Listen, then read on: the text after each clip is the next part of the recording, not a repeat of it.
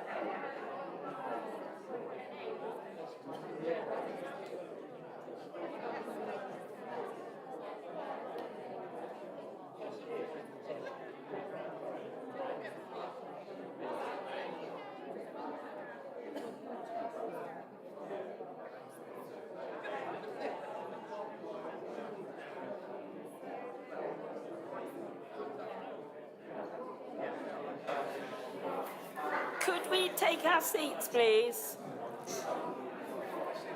Yeah, you sit in front, Mr. Rigby. I'll sit in front. Keep the gate open before I get to run through. Could people start to sit down, please, so we can get started? Thank you.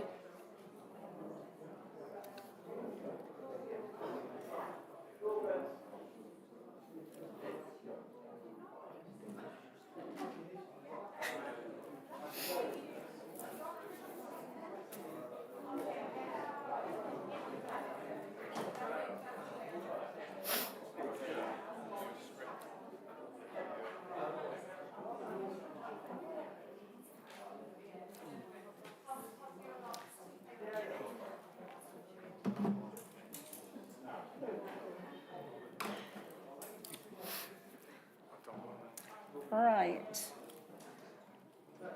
Hopefully we've got plenty of seats for everybody.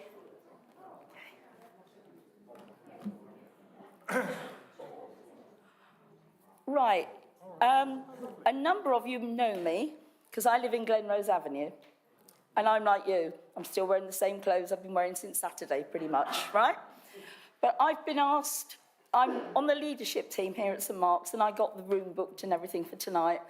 And I seem to have been landed with the sort of your chair of the residents. But what I do want to say is this is the residents' meeting. This is for you guys, us, to get all the answers that we hope to get this evening. I think we'll find there may be some answers they can't give us, and they'll get back to us. We've got representatives from the fire service, and the police, the borough, the mayor, I'm sure Tom Wootton, many of you will recognise, and there are other borough officers here. Okay, so what we want to have is a sort of an orderly meeting where you all go away thinking, well, at least I know more than I knew when I arrived. I just want to say one thing on behalf of St Mark's Church, just welcome. We want to do what we can to help the community. We've realised that this is going on a bit longer than we thought. So from tomorrow, the room over there, the chapel, which you can access from outside, we're going to make it into what we had as a warm space last winter and the winter before. There'll be an area, if any of you just want to get away from your digs or from the hotel room that you're stuck in, and you just want somewhere to have a coffee, tea, free Wi-Fi, if you work from home and you want somewhere to bring your laptop, if your kids need somewhere to come to do their homework, you're very welcome. It'll be open 24/7, and that will be from tomorrow, okay? And if there's anything else that St Mark's can do as a community, you know, we will. I put something earlier on the WhatsApp group to say I think we need to concentrate tonight on as much positivity. There's no point in spending the evening moaning about what has and hasn't happened the last 24 hours. We all have got stories of things that we had hoped might happen differently, but we are where we are. And I want to go away from tonight thinking, well, at least I've got some idea of what's what. We want to be sure that there's proper communication. People who've got accommodation issues need to know exactly what to do, how, when and where. Funding. Is there any money available? I'm sure I'm not the only one who's had to go out and buy stuff that I would not have had to buy. So I don't know whether anybody can answer that, but, you know, some people may be struggling if you've got to kit your kids out for school because you couldn't pick up their uniforms. You know, it's those sort of practical issues. Plus, I think we want to know from our experts, the police and the fire service. Unfortunately, the HSE couldn't be here tonight, but there we are. Just what's what. And I'm going to hand over to Zara, who is Gold Commander, to sort of kick us off. There'll be an opportunity for everybody to ask whatever. If you want to ask a question, we've got another mic over there. Rather than a roving mic, you could come up and ask it there, and then whoever's going to answer it, there'll be a microphone so you all hear. And the other thing to say, this is being live streamed. It will be on the St Mark's Church YouTube, and it will be recorded, so anybody who's not here or staying away, they will be able to look and see what went on. Okay, so hopefully that's useful for you all.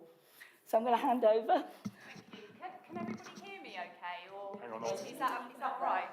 There you go. Just if they are live streamed, it's better on the mic. Okay, lovely. Thank you. Yes, sorry, just mic here. If you could speak it directly to the mic, it will go out. Thank you very much for that. Yeah, how's that? Is that okay? Good. Okay. So, does it help if I stand up? So everybody... Okay. Thank you. So, good evening, everybody.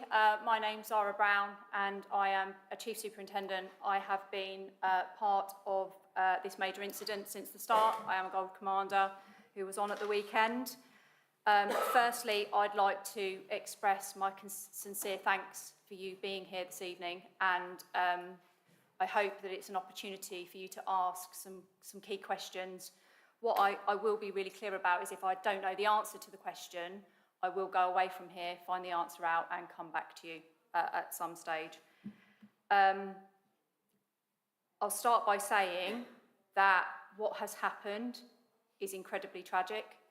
And during the course of this incident, I've tried to, on several occasions, put myself in your shoes as residents and how you would feel and what I would expect from the police, the local authority and fire as I work through this as the chair of the strategic coordinating group. And I can imagine that it is incredibly difficult. So I wanted to start by saying that and actually expressing my thanks for your understanding around how we work through this incident together.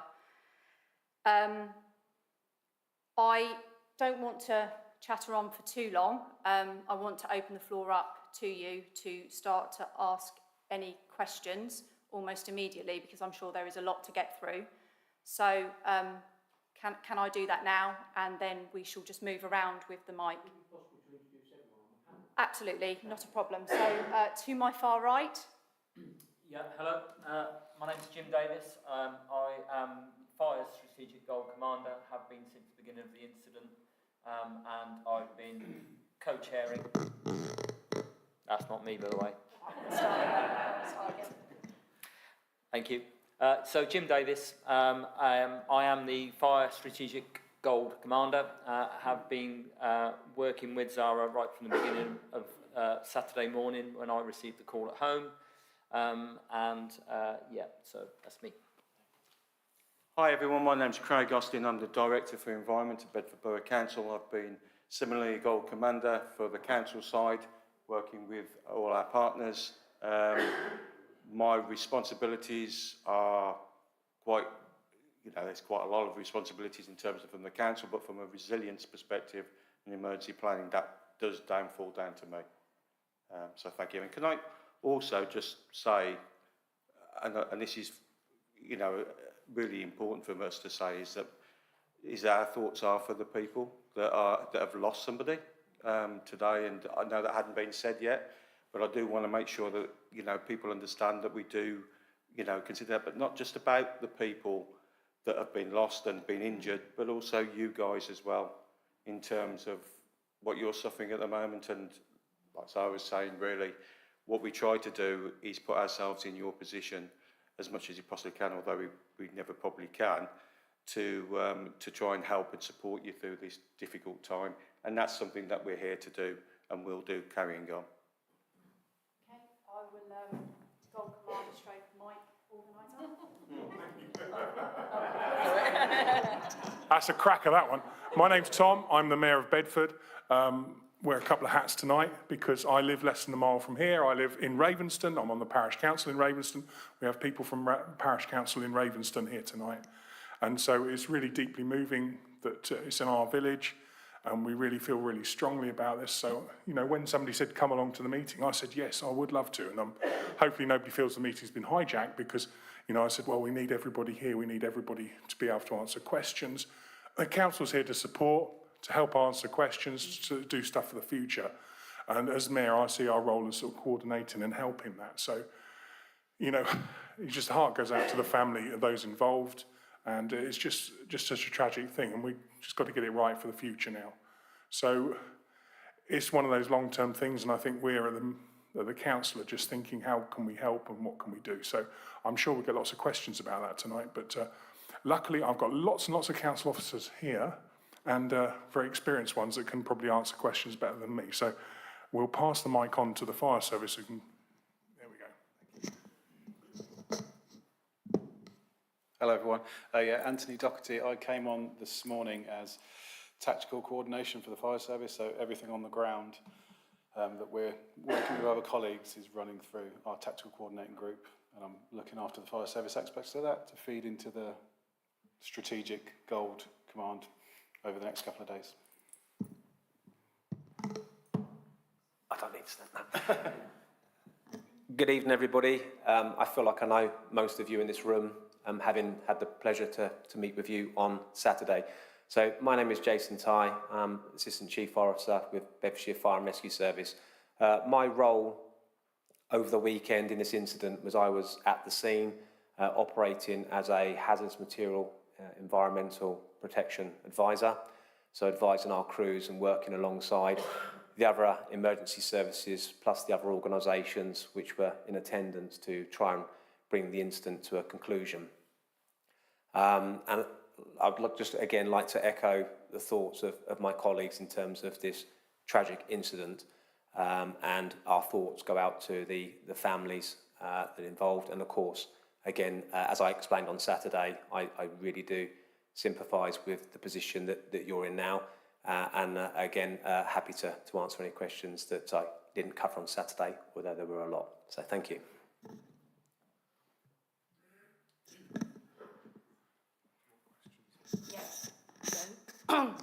So I think if we do it in an orderly fashion, if you want to put your hand up and, okay, first question. If you want to go over there, you'll need to switch the mic on at the bottom. I'll switch this one off, otherwise they make a nasty.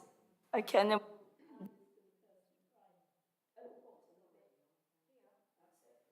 Okay. So my name's Christina Yakino. So I just want to know, why was it not put together and it fell on me to put this meeting here tonight for something to actually happen? Who's responsible for that? Or who should have been responsible for coordinating this for the residents? So I'm happy to. Yeah, Howling that's sound. fine. Thank you. So thank you for your question. So essentially, it was always our intention, as part of our strategy, to have a community meeting, and that community meeting would have taken place. But because of the situation that we find ourselves in terms of our response phase to this incident, we have had an awful lot to consider in terms of those fast actions, that fast response. So it was always our intention to have a community meeting. In fact, we spoke about it yesterday, and actually it triggered a conversation between myself and Diana an hour and a half ago around what that would look like into this evening. So I'm sorry I didn't know that there was going to be any contact with yourself, if that's what you're suggesting, or... I reached out to the police this morning.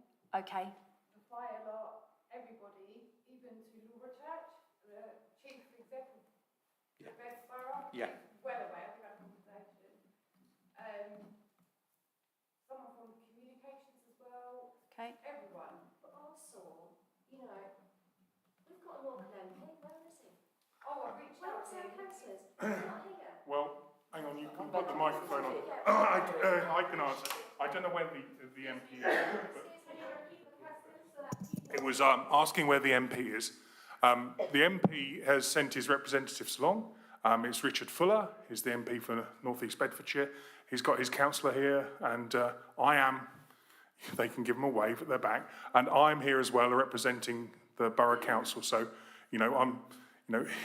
it's a bit short notice because Mondays are bad for MPs. If anybody never knows MPs, they're always in London. I'm fairly sure their Monday's not as bad as ours. You're probably right. This happened on Saturday morning. They're all aware. They've all been involved in this. And quite frankly, I find it quite disgusting that our local MP has got something better to do that he couldn't have cancelled to get here himself.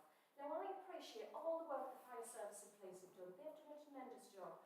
But quite frankly, the residents on Saturday, if it hadn't been for this gentleman here, would have been left in limbo because the council and the representatives they had sent, apart from housing, were they were an absolute shower. There was no coordination, there was no project management, there was nothing. So if it hadn't been for these fabulous guys, we would have been stuck. The council, who we pay our taxes to, have not been there for us. And our local MP has certainly not been there. Not one of you turned up at Mowbray over the weekend to talk to us. Now, I've been down at Bury Court when there was an incident of fire and somebody died, and we had a local councillor down there. Unfortunately, she's not a councillor and an MP anymore, but she was down there helping, serving teas and making sure people were okay, and we've had nothing.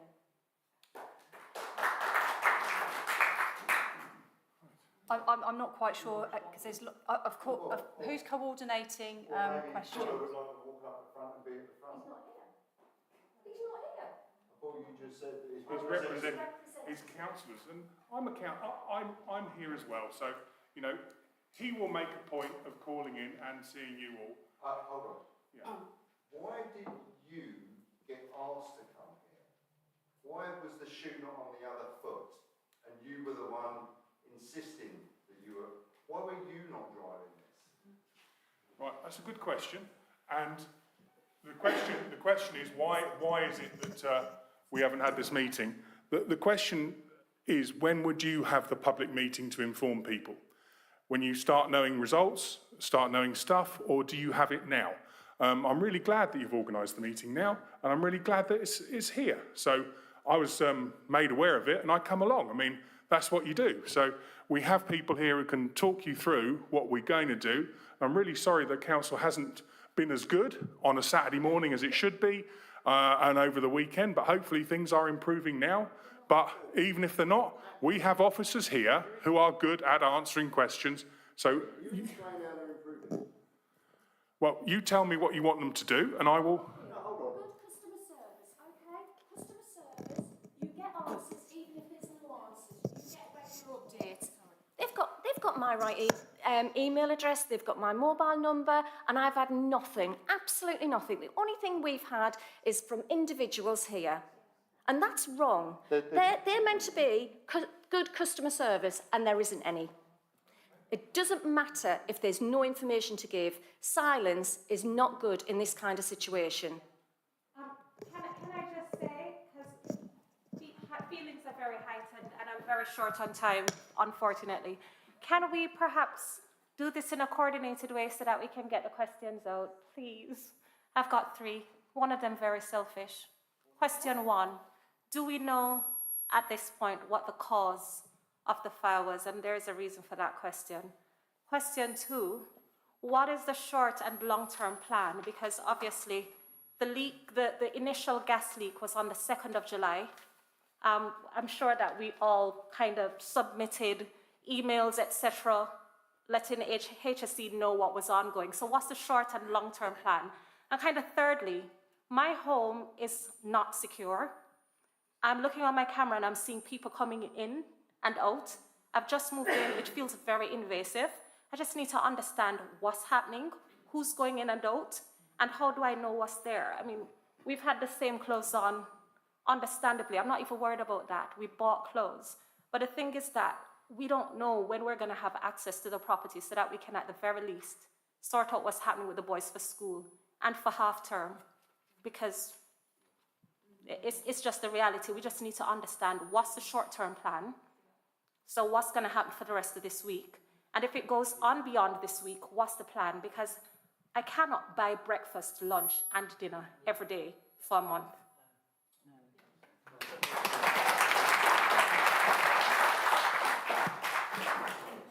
Thank you. I can probably give you some idea of the first couple of questions, and I'll probably pass that over to my colleague Zara for the third. So your first question was, do we know what the cause was? Currently, that's undetermined. Fire investigation is being hampered by the structural integrity of the building that we're actually exploring at the moment. So we're working with some structural engineers and some of our former colleagues on urban search and rescue equipment that we had at scene. You may have seen them in the car park, the big lorries with the pods that come off the back, in order to be able to complete our investigation. So that's the first question, no, in short. The second question, what's the short and medium term, or medium and long term? The medium term is to identify that what natural gas readings we are getting from the ground is the extent of that. That will take some time to do some exploratory work through specialist contractors, which the HSE is organising as we speak. A lot of those have got to travel from considerable distances, and those arrangements for their travel, well, they're in transit as we speak. They were coming up from Bristol last time that this all happened, so that's not that far, so they should be here by now. Also, in terms of dynamic risk assessment, there clearly hasn't been anyone going back to scene to check on the structural integrity of the soil and everything. My parents live at number 3 Cleat Hill. They've heard nothing. They could not get up to Mosbury Golf Course because you can't get past the scene. So they're 80 years old. They're in London, had no communication from the council. Obviously, this isn't at you, but there's been no communication at all. I'm disgusted. Like, yeah, Bristol to Bedford is 3-hour drive at the most. That's where they came from last time. So the so-called specialists are dragging their heels at a weekend as well.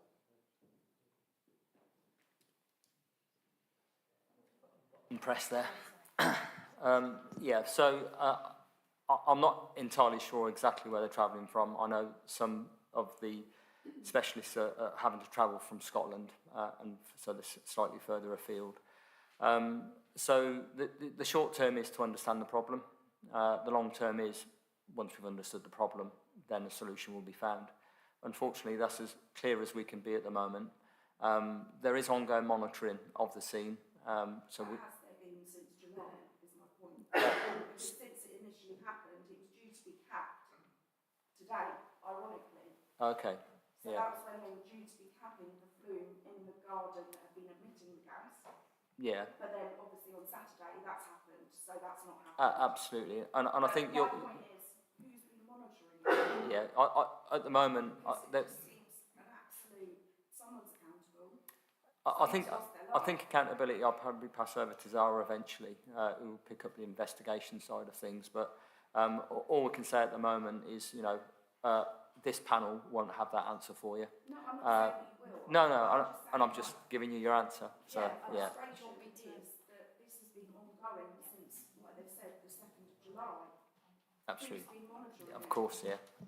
Yeah, thank you for your question, and actually it's very valid. So just to give you some reassurance about the police response to this, so since this tragic incident has occurred, obviously we have dedicated investigation resource to this. So there is an investigation running with police, there is an investigation running with the fire service in tandem, and then there is obviously an investigation running with the HSE. So together we are running an investigation into what has happened to give you that reassurance. That, of course, has taken an awful lot of time and resource because we want to get to the bottom of it to provide you with some answers and some solutions to this tragic incident. But some of this does take time because we need the specialists, we need the people here, and we, of course, need the answers to some of the questions that you pose. So hopefully that gives you some reassurance that there is traction in terms of that investigative knowledge and mindset. Craig, I didn't know whether you wanted to come in on the back of some of those questions. I was going to cover your points, if that's okay. I don't think I had any. Sorry, the lady's gone. Just before you do, that gentleman there had a question and he's been waiting Oh. patiently. Sorry. I will get to it. I'll get to it. You're speaking to this one. Okay.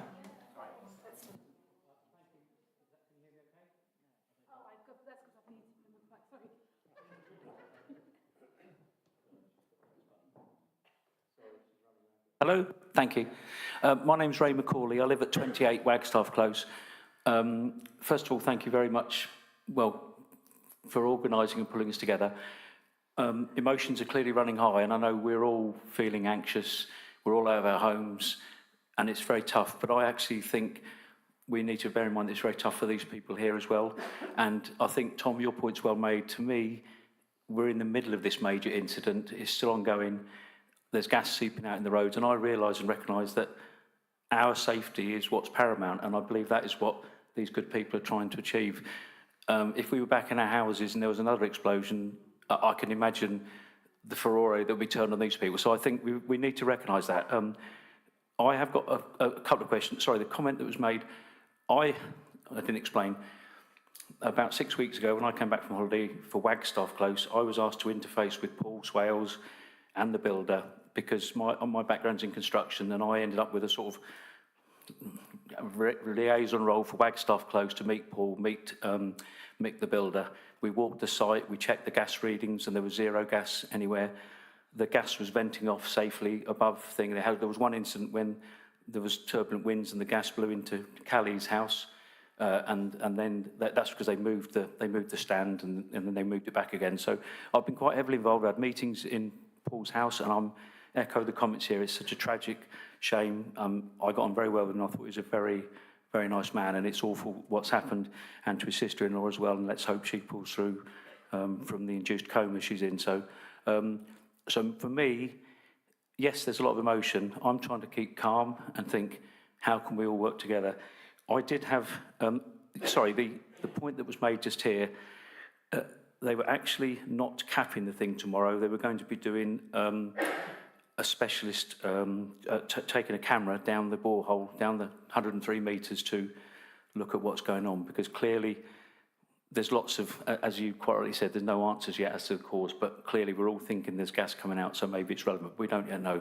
But the borehole, I think the specialist team, it was about 8 weeks to manufacture this plug thing, and that was about 6 weeks ago, so I think that was still a couple of weeks away. I've been talking with Mick Hewitt, the builder, who's a reasonable man. He's very open, very sincere, very honest, and I'm sure, I know that the police have been chatting with him as well. My question, if I may, while I'm on my feet, I was kind of keen to ask who's actually now in charge of the overall thing. Is it the HFE? Have the HFE taken over and said, this is now our investigation, or is it still with Beds Police, or? Oh, okay, I've come back on. Yeah, so just to go back to the investigation. So this is a very complex investigation. In terms of the overall strategic coordinating group, I continue to chair that group. Because of our response to this incident, we are still in that phase of responding, but we will at some point be in the phase of recovery. The coordination of the investigation, and this is why I feel it needs to be coordinated between fire, police and HSE. Firstly, because for the thoroughness of the investigation at all angles, all agencies have to be involved in order to capture all the relevant information through the SCG. My superintendent, Hob Hock, is sitting at the back, who chairs the tactical coordinating group at this current time. In Hob's tactical coordinating group is a DI who is allocated as a SIO, which is a senior investigating officer, and each agency will have somebody representing to ensure the traction of the investigation continues. So no one person in terms of the investigation owns it. We are working multi-agency collaboratively at this moment in time, but we continuously look at the information that we have presenting, and that may at any point change the direction of where that currently sits. But at this moment in time, it's a multi-agency response. Right, can I think that these people need to be... Yeah, I was just, the people who asked the question a long time ago. So, can I answer that first? And then we'll do yours. Is that okay? Right, I did say I would try and answer your question. So, first of all, the fact that you've not been contacted is not acceptable. And that area falls within my service area, and we need to make sure, and I'm going to ask Anna and the team to go afterwards and get your details and find... Yeah, no, but also understand what you need from the council. So make that dialogue, start that dialogue off really. And it's the same for anybody else that's got issues. We'll cover that tonight, and then we'll cover that going forward. It's not an excuse by any means, but